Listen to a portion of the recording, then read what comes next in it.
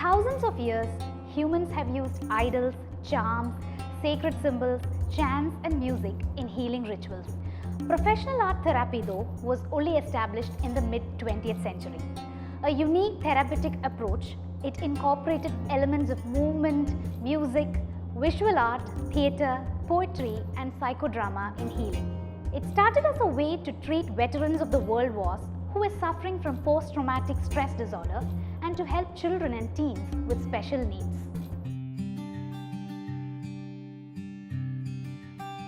So I think art therapy is essentially an umbrella term that we use to define different modalities or expressive capacities. Because the idea is not that you have to be good at a particular art form. The idea is that you should have the capacity to use a different art form as a language to express yourself, to process the things you've experienced and gone through.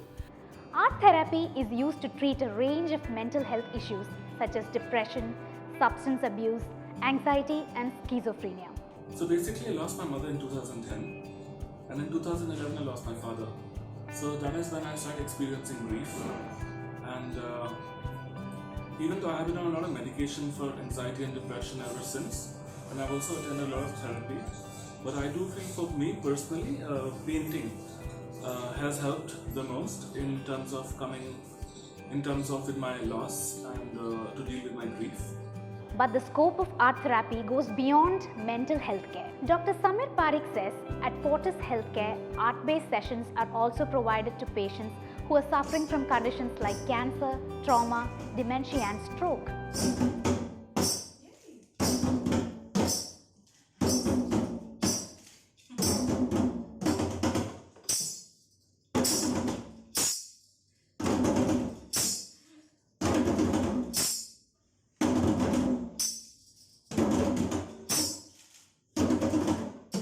British artist Adrian Hill is said to have coined the term art therapy in 1941. When you look at the history of visual art therapy, it essentially started with someone called Adrian Hill in the 1930s. He was an artist. He actually fought in the World War, and he would start creating art and painting after he came back while being admitted in hospital for tuberculosis to just help himself.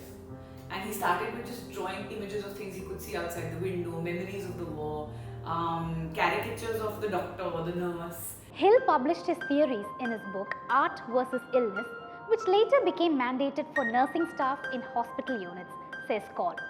Hill also found that merely looking at art had some positive effect and asked hospitals to hang artworks on their walls.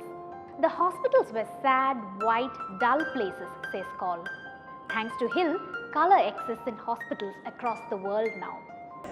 So people have trouble verbalizing a lot of their issues in that case. So art is a very non-threatening medium we use here. And then, with little differences of using different colors, different angles, the stroke of the hand that they use, the kind of, if you can see the coloring here is a little messy. So the kind of anxiety, the kind of stresses that sort of come out in art therapy are very fascinating. And the best part about this is you don't have to be a painter or a very very well versed with visual art. All you need to know is how to be comfortable with using colors, with using paints, with using drawing.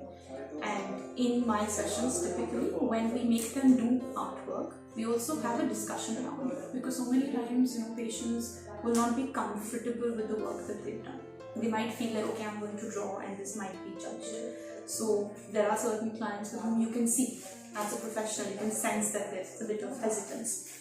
So we tell them up front that if you're not comfortable sharing your artwork, that's completely okay with us. But we would like to talk a little bit about how you felt in the room.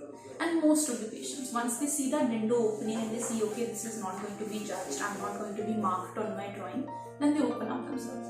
The way I like to explain it is that if you think of the human brain not as a computer but as a prediction machine, that is what our human brain is set up to do.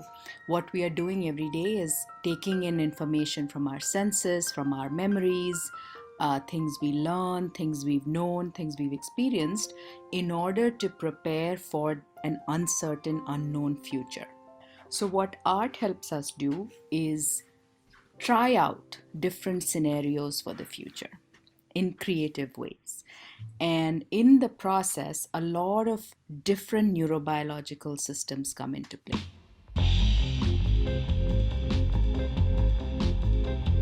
Art therapists use various techniques like the mirror game to create treatment protocols best suited for their patients.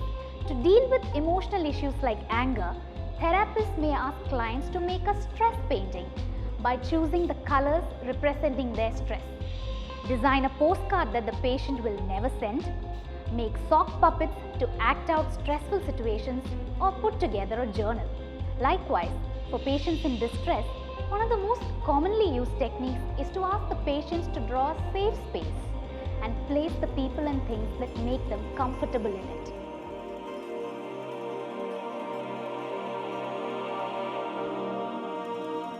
There is growing awareness that art-based therapies can supplement cancer care too. Cancer in particular has a very, it's a physical illness, of course, but it is one of those unique illnesses that really forces people to reevaluate life itself, because it can potentially be a terminal illness. So very often we find that when people engage in artistic practices, they talk about life, and many of the patients that I've worked with will talk about getting a second chance at life. Sudha Mayappan, who founded NGO Parivartan for Parkinson's Foundation, says that art-based therapies are effective in improving the quality of life of those affected with PD. ஒரு தந்திரம் நீ சொல்ல வேண்டும் வெண்ணிலாவே சிதானந்த கடலில் வெண்ணிலாவே நானும் தாழ்ந்து விழ வேண்டுகின்றேன் வெண்ணிலாவே. Art therapy, when used to supplement conventional methods of treatment, can help in a variety of illnesses, including cancer.